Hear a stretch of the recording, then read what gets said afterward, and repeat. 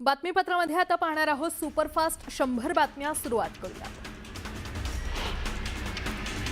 छत्रपती संभाजीनगर बस स्थानकात एका महिला प्रवाशाला हृदयविकाराचा झटका आला। दरम्यान महिला कंडक्टरने तात्काळ सीपीआर देत या महिलेचा जीव वाचवला। रुग्णवाहिका वेळेत न पोहोचल्याने अखेर संबंधित महिलेला रिक्षातून रुग्णालयात दाखल करण्यात आले। प्रवाशांची वाढती गर्दी कमी करण्यासाठी आणि उपनगरातील अरुंद रस्त्यांवर सार्वजनिक वाहतूक अधिक सक्षम करण्यासाठी बेस्ट उपक्रमाने 200 सीएनजी इंधनावरील मिडी नॉन एसी बस भाडेतत्वावर घेण्याचा निर्णय घेतलाय। चालक आणि वाहकांसह या बस कंत्राटी पद्धतीने चालवल्या जाणार असून उपनगरातील अंतर्गत मार्ग आणि रेल्वे स्थानक परिसरातील प्रवाशांना याचा मोठा फायदा होण्याची अपेक्षा आहे। मुंबई महानगरपालिकेने मालमत्ता कर भरण्याची प्रक्रिया सुलभ होणार आहे। नागरिकांना व्हॉट्सअॅपद्वारे थेट बिल थकबाकीची माहिती आणि कर भरण्याची अंतिम मुदत तसंच ऑनलाईन पेमेंट लिंक आणि पावती पाठवण्याची सुविधा सुरू करण्याचा निर्णय घेतलाय।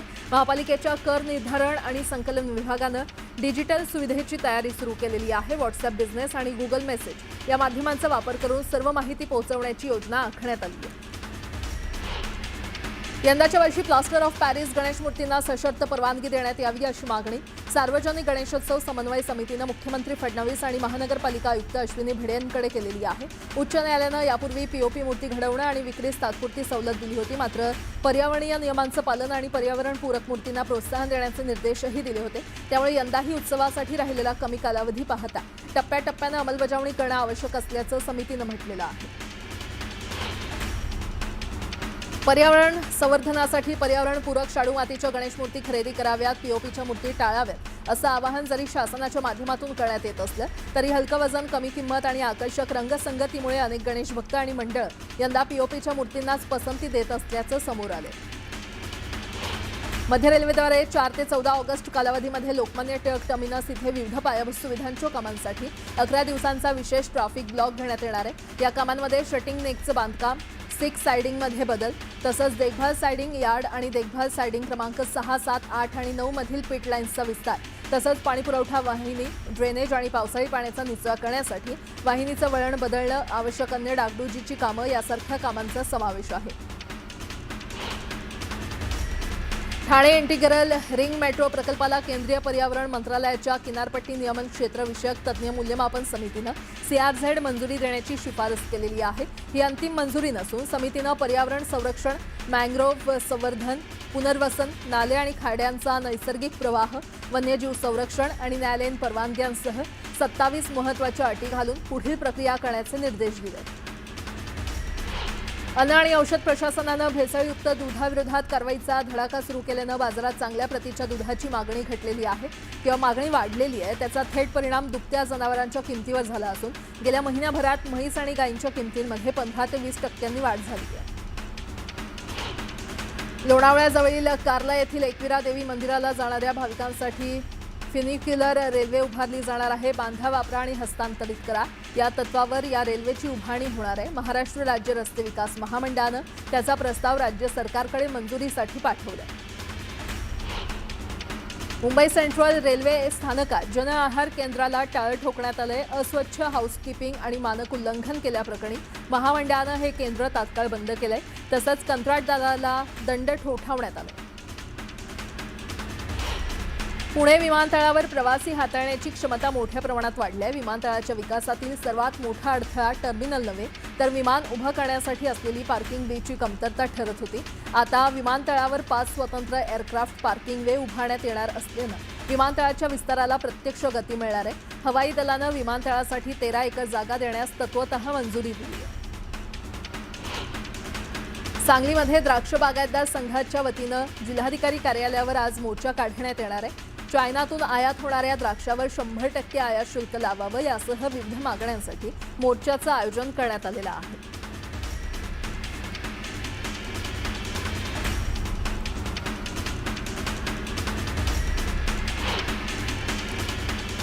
पुढची बातमी पाहूयात। अंबरनाथ शहरातून जाणाऱ्या कल्याण बदलापूर महामार्गावर भीषण अपघात झाला असून कारच्या धडकेत दुचाकीवरील 2 तरुण गंभीर जखमी झालेले आहेत। अंबरनाथमधील साईबाबा मंदिराशेजारी असलेल्या सिमेंट कॉन्क्रीटच्या समांतर रस्त्यावर मोठे खड्डे पडलेले आहेत। हे खड्डे चुकवण्याच्या प्रयत्नात कार चालकाचं नियंत्रण सुटल्यानं कारनं थेट दुचाकीला धडक दिली आहे। या अपघातानंतर रस्त्यावरील खड्डे तातडीने बुजवावेत आणि नागरिकांच्या सुरक्षिततेसाठी उपाययोजना कराव्यात अशी मागणी नागरिकांकडून केली जाते।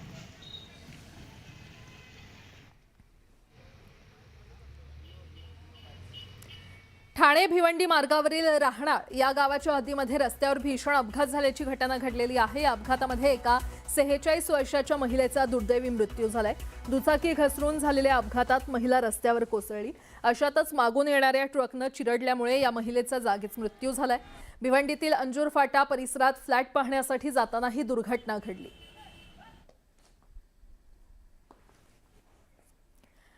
पुन्हा एकदा बातम्या वेगवान स्वरूपात। आषाढी एकादशी यात्रेनिमित्त एसटी महामंडळाच्या लालपरीनं यंदा 9,24,738 वारकरी आणि भाविकांना पंढरपूरपर्यंत सुखरूप पोहोचवलं।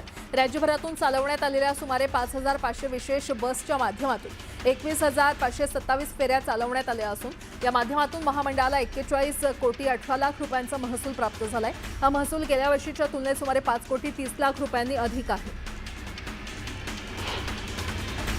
3 ऑगस्ट राष्ट्रीय अवयवदान दिन। राज्यातील अवयवदान चळवळीनं आता उल्लेखनीय प्रगती केली असली तरी प्राप्त होणाऱ्या अवयवांच्या तुलनेत गरजू रुग्णांची संख्या अनेक पटींनी अधिक आहे। राज्यात 2018 ते मे 2026 दरम्यान 1,107 मेंदूमृत अवयवदात्यांच्या माध्यमातून 3,010 रुग्णांना नवसंजीवनी मिळाली आहे। सध्या अवयवांसाठी 10,477 रुग्ण प्रतीक्षा यादीवर असून किडनीसाठी सर्वाधिक 8,028 रुग्णांनी नोंदणी केली आहे। विरार डहाणू रोड चौपदरीकरण प्रकल्प बोरिवली विरार 5वी-6वी मार्गिका प्रकल्पांतर्गत विरार स्थानकाच्या पुनर्विकासाचं काम वेगानं सुरू आहे। अनेक महत्त्वाची कामं पूर्ण झाली आहेत। रविवारी मुंबई रेल्वे विकास महामंडळानं विरार स्थानकावर एलिव्हेटेड डेकच्या 850 चौरस मीटर क्षेत्राचं कॉन्क्रिटीकरण यशस्वीरित्या पूर्ण केलंय। या कामामुळे उपनगरीय रेल्वेची क्षमता मोठ्या प्रमाणात वाढणार आहे। केंद्र सरकारकडून 4,000 क्विंटलपेक्षा जास्त साखर साठ्यावर बंदी घालण्यात आली असून 1 ऑगस्टपासून नवे नियम लागू केलेले आहेत। आगामी सणासुदीच्या काळात साखरेचे दर नियंत्रणात ठेवण्यासाठी आणि बाजारातील कृत्रिम टंचाई तसंच साठेबाजी रोखण्यासाठी केंद्र सरकारनं मोठा निर्णय घेतलाय आणि त्यामुळे साखर व्यापाऱ्यांना मोठा झटका बसलाय।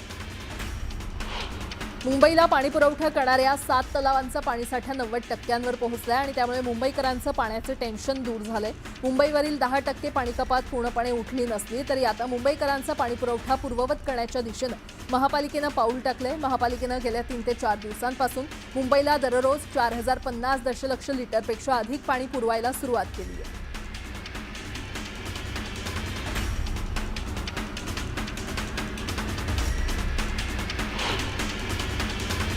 सातारा जिल्हा मध्यवर्ती बँकेच्या निवडणुकीपूर्वी कराड तालुक्यातील कोडोली ग्रामविकास सेवा सोसायटीमध्ये मताधिकाऱ्यासाठी ठराव देताना पैशांची बोली लावल्याचा धक्कादायक प्रकार समोर आलाय।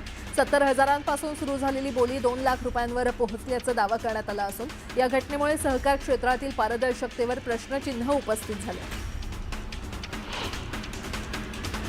धाराशिवचे खासदार ओमराजे निंबाळकर यांनी नीट पेपरफुटी प्रकरणी आंदोलन करणाऱ्या विद्यार्थ्यांच्या भावना आपल्या संवेदनांशी जुळणाऱ्या असल्याचं म्हटलंय। विद्यार्थ्यांचा आवाज लोकसभेत मांडणं गरजेचं होतं असं सांगत सत्ताधारी पक्षात असलो तरी जनतेचे प्रश्न ठामपणे मांडत राहणार असल्याची भूमिका त्यांनी व्यक्त केली आहे। गेल्या काही वर्षात विमानतळांच्या वापरकर्ता विकास शुल्कात सरासरी 300% वाढ झाल्यानं हवाई प्रवाशांना आर्थिक झळ बसते। 2022 ते 2026 दरम्यान वापरकर्ता विकास शुल्कातील वाढीमुळे भारतातील प्रमुख विमानतळांवरील विमान प्रवास महागलेला आहे। अहमदाबादमध्ये सर्वाधिक वाढ नोंदवली गेली असून मुंबईच्या आंतरराष्ट्रीय प्रवासी शुल्कात 259% वाढ झालेली आहे।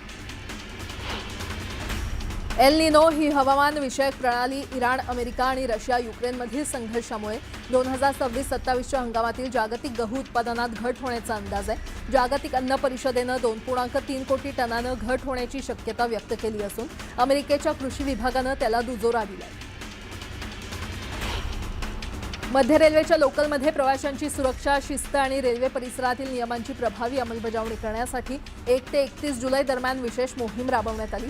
या मोहिमेत दिव्यांगांसाठी राखीव जागांचा वापर किंवा गैरवापर करणारे, अनधिकृत फेरी विक्री करणारे आणि रेल्वे हद्दीमध्ये विनापरवानगी प्रवेश करणाऱ्या 677 जणांविरोधात कारवाई करण्यात आली। या कारवाईत 10.10 लाख रुपयांचा दंड वसूल करण्यात आला। मुंबईतील पश्चिम रेल्वेच्या स्थानकांवरील वाढती गर्दी आणि ज्येष्ठ नागरिक, महिला आणि दिव्यांग प्रवाशांची होणारी गैरसोय लक्षात घेऊन रेल्वे प्रशासनानं सरकते जिने आणि लिफ्ट्सची संख्या वाढवण्याचा निर्णय घेतलेला आहे। त्यानुसार लवकरच विविध उपनगरीय स्थानकांवर 18 नवीन सरकते जिने आणि 16 लिफ्टची उभारणी करण्यात येणार आहे। या सुविधेमुळे प्रवाशांना गर्दीच्या वेळी मोठा दिलासा मिळणार आहे। झेरॉक्स प्रत कुणाशीही शेअर करणं आता तुमच्या वैयक्तिक डेटासाठी धोकादायक ठरू शकतं। ही वाढती जोखीम ओळखून भारतीय विशिष्ट ओळख प्राधिकरणानं एक नवीन आणि प्रगत आधार ॲप सुरू केलं आहे। जुना मोबाईल नंबर बंद असला किंवा इंटरनेट नसलं तरीही या ॲपच्या मदतीनं तुमची महत्त्वाची कामं आता विनासायास आणि पूर्णपणे सुरक्षितपणे पार पडणार आहेत।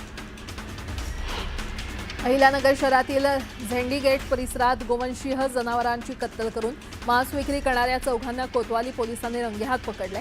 आरोपींकडून सुमारे 150 किलो गोमांस, वजन काटा, सुरे, चाकू आणि इतर साहित्य जप्त करण्यात आले। संबंधित कायद्यानुसार चौघांविरोधात गुन्हा दाखल करण्यात आला।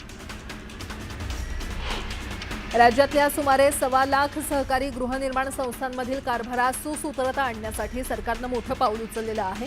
गृहनिर्माण सोसायट्यांसाठी अलीकडेच केलेल्या नवीन नियमांनंतर आता सरकारनं नवे पोटनियम आणण्याची तयारी सुरू केलेली आहे।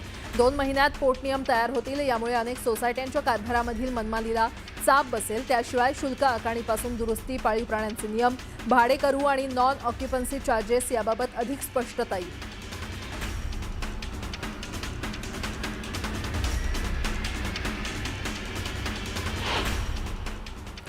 पुढची बातमी आता धाराशिव जिल्ह्यातूनच नाही तर बुलढाणा, अमरावती, अकोला राज्यात कुठूनही कामासाठी फोन येतात असं वक्तव्य खासदार ओमराजे निंबाळकरांनी केलंय। लोक बुलढाण्यामधील सोलार पंपाचं काम झालं नाही तरी मला फोन करतात असं निंबाळकर म्हटलेले आहेत। जर स्थानिक लोकप्रतिनिधीनं काम केलं नाही तर मी करतो असं आश्वासन मग मला द्यावं लागतं असं निंबाळकर म्हणाले। आपल्या जिल्ह्याच्या बाहेर सुद्धा गेल्यावर माझं नाव निघतं त्याचं कारण असं आहे की बुलढाणा, अमरावती, अकोला कुठून बी असू दे, आता काय झालंय काम करणाऱ्याच्या मागं जसं काम पळतंय तसं तिकडून फोन करून मला सांगायला लागले। त्या तिथल्या सोलारचा पंप नाही मिळाला तर मला फोन करून सांगायला बुलढाण्यात। पण मी काय लय राग मानून घेत नाही बाबा, ठीक आहे। मी त्याला एवढीच विनंती करत असतो की तुमच्यातले आमदार साहेब, तुमच्यातल्या खासदार साहेबांना एकदा विनंती करा। जर त्यांनी नाहीच ऐकलं तर 100% ओमराजे तुमचं काम करायला त्या ठिकाणी उपलब्ध असणार आहे। त्याच्या बाबतीत कुठलंही तुम्ही काळजी नका। पुढची बातमी पाहूयात। मोठी बातमी, जनगणनेमध्ये धर्माच्या रकान्यात लिंगायत अशी स्वतंत्र नोंद करावी यासाठी व्यापक आंदोलन उभारण्याचा निर्णय घेण्यात आलाय। सोलापुरात पार पडलेल्या बसव कल्याण क्षेत्रीय समितीच्या राज्यस्तरीय बैठकीत हा ठराव करण्यात आला। बसव भारत उत्सव 2027 हा महोत्सव डिसेंबर 2027 दरम्यान पार पडणार आहे। या उत्सवाची राज्यस्तरीय बैठक सोलापुरात पार पडली आणि यामध्ये महात्मा बसवेश्वर आर्थिक विकास महामंडळाच्या विस्तारासाठी आणि स्वायत्त दर्जा देण्यासाठी शासनाकडे पाठपुरावा करण्याचा निर्णय घेण्यात आला।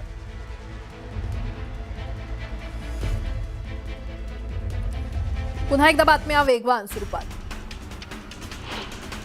जळगाव जिल्ह्यातील जामनेर तालुक्यातील प्रसिद्ध डालतीची धार धबधब्यावर सुट्टीच्या दिवशी पर्यटकांची मोठी गर्दी झाली।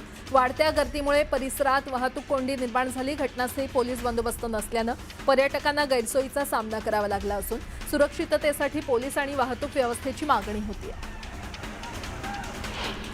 वीर आणि उजनी धरणातून भीमा नदीपात्रात पाणी सोडल्यानं पंढरपुरातील चंद्रभागा नदी दुथडी भरून वाहते। नदीच्या पाणी पातळीमध्ये मोठी वाढ झाल्यानं पूरसदृश परिस्थिती निर्माण झाली असून चंद्रभागेनं रौद्र रूप धारण केलं। साताऱ्यातील कोयना धरणाची पालकमंत्री शंभूराज देसाई यांनी पाहणी केली। सध्या धरणात 92 टीएमसी पाणीसाठा असून नदीपात्रातील पाणी पातळी वाढलेली आहे। मात्र सध्या कोणत्याही गावाला धोका नसून परिस्थितीवर प्रशासनाचं बारकाईनं लक्ष असल्याची माहिती त्यांनी दिली आहे। यवतमाळच्या बाबुळगाव तालुक्यात अतिवृष्टी आणि पेंबळा धरणातून झालेल्या पाण्याच्या विसर्गामुळे हजारो हेक्टरवरील शेतीचं मोठं नुकसान झालंय। सुपीक माती, कापूस, सोयाबीन आणि तुरीची पिकं वाहून गेल्यानं शेतकरी हवालदिल झाले। चाळीसगाव तालुक्यातील मुसळधार पावसानंतर नारळी नदीला आलेल्या पुरामुळे अनेक गावांमध्ये मोठं नुकसान झालंय। शेती, फळबागा, घरं आणि संसार उपयोगी साहित्य वाहून गेल्यानं सुमारे 200 कुटुंब बाधित झाली आहेत। आमदार मंगेश चव्हाण यांनी पूरग्रस्त भागाची पाहणी करून पंचनामे तातडीनं करण्याच्या सूचना अधिकाऱ्यांना दिलेल्या आहेत। शहापूर तालुक्यातील डोळखाम परिसरात आणखी एका पर्यटकाचा पाय घसरून मृत्यू झालाय। वरपडी नदीमध्ये पाण्यात उतरलेल्या 27 वर्षीय तरुणाचा तोल जाऊन तो प्रवाहात वाहून गेला। स्थानिकांनी बाहेर काढलं मात्र तोपर्यंत त्याचा मृत्यू झाला होता। माथेरानच्या पेप किल्ल्यावर पर्यटकाच्या पायावर मोठा दगड कोसळला. नेरळ पोलीस आणि ग्रामस्थांच्या मदतीनं महाप्रयासानं पर्यटकाची सुटका करण्यात आली आहे. जखमी पर्यटकावर उपचार सुरू असून पुढील धोका टळलेला आहे. कर्जत तालुक्यातील सोलनपाडा धरण परिसरात दुर्दैवी घटना घडली आहे. मुंबईहून फिरण्यासाठी आलेल्या 24 वर्षीय तरुणाचा सांडव्यातील वाढत्या पाण्याच्या प्रवाहात वाहून जाऊन मृत्यू झाला. या घटनेनंतर परिसरात हळहळ व्यक्त होत असून कर्जत पोलीस पुढील तपास करत आहेत. सिंहस्थ कुंभमेळ्याच्या पार्श्वभूमीवर नाशिकमधील विकास कामांची मंत्री गिरीश महाजन यांनी प्रत्यक्ष पाहणी केली. मखमलाबाद रोडवरील खड्डे आणि रस्त्यांच्या कामांवर त्यांनी नाराजी व्यक्त करत MNGLच्या अधिकाऱ्यांना धारेवर धरलं. 8 दिवसात शहर खड्डेमुक्त करण्याचा विश्वास व्यक्त करत सोमवारी संबंधित अधिकाऱ्यांची बैठक होणार असल्याचं त्यांनी सांगितलं. बीडच्या आष्टी येथील नव्या बस स्थानकाचं लोकार्पण आगळ्यावेगळ्या पद्धतीनं वारकऱ्यांच्या शुभहस्ते करण्यात आलं. आमदार सुरेश धस यांच्या उपस्थितीमध्ये झालेल्या या सोहळ्यात टाळ मृदुंगाच्या गजरात भक्तिमय वातावरण निर्माण झालं. आष्टीसाठी लवकरच 14 नवीन ST बस उपलब्ध होणार असल्याची माहिती त्यांनी दिली. जळगावातील तरसोद पाळदी बायपासवरील रस्त्याला तडे जाणं आणि भराव कोसळल्याप्रकरणी प्रशासन आणि ठेकेदाराच्या प्रतिक्रिया समोर आल्यात. दिल्लीहून विशेष गुणवत्ता तपासणी पथक घटनास्थळी येणार असून अहवालानंतर दोषींवर कारवाई होणार असल्याची माहिती राष्ट्रीय महामार्ग प्राधिकरणानं दिलेली आहे. तर पाणी साचल्यानं माती खचून भराव कोसळल्याचा दावा ठेकेदारानं केलेला आहे. जळगावातील तरसोद पाळधी बायपासवरील निकृष्ट कामावरून खासदार स्मिता वाघ यांनी संताप व्यक्त केलाय. तडे गेलेला रस्ता आणि कोसळलेल्या भरावाची पाहणी करत त्यांनी राष्ट्रीय महामार्ग प्राधिकरणाचे अधिकारी आणि ठेकेदाराला धारेवर धरलं. दोषींना कोर्टात खेचा, ब्लॅकलिस्ट करा आणि कठोर कारवाई करा अशी मागणी त्यांनी केली. लातूर जिल्ह्यातील चाकूर तालुक्यातील वडवळ नागनाथ गावात गटारातील सांडपाणी रस्त्यावर साचल्यानं नागरिकांचं जनजीवन विस्कळीत झालंय. दुर्गंधी आणि अस्वच्छतेमुळे साथीच्या आजारांचा धोका वाढल्याचा आरोप नागरिकांनी केला असून प्रशासनाच्या दुर्लक्षाविरोधात तीव्र नाराजी व्यक्त होतीये. पुढच्या बातम्या पाहूयात वेगवान स्वरूपात. राज्यातील लहान मुलांसाठी आरोग्य क्षेत्रातील मोठा निर्णय घेण्यात आलेला आहे. 0 ते 5 वर्ष वयोगटातील बालकांच्या कर्ण शस्त्रक्रियेसाठी लागणारा 5 ते 7 लाख रुपयांपर्यंतचा खर्च आता महात्मा फुले जन आरोग्य योजनेतून केला जाणार आहे अशी माहिती आरोग्यमंत्री प्रकाश आंबेडकर यांनी दिली आहे. पुणे जिल्ह्यातील आंबेगाव तालुक्यातील वडगाव पीर इथे अंत्ययात्रेदरम्यान मधमाशांच्या मोहळानं हल्ला केल्यानं एकच गोंधळ उडाला.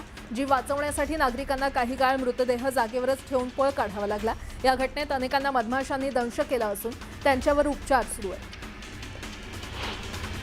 माळशेज घाटातील करंजाळ परिसरात स्थानिक तरुणांमध्ये झालेल्या वादाचं रूपांतर हाणामारीमध्ये झालं. मध्यधुंद तरुणाला मारहाण झाल्यानंतर घटनास्थळी आलेल्या पोलिसांशी देखील काही तरुणांनी हुज्जत घातली. या प्रकरणात पुढे पोलीस कोणती कारवाई करणार याकडे लक्ष लागलं.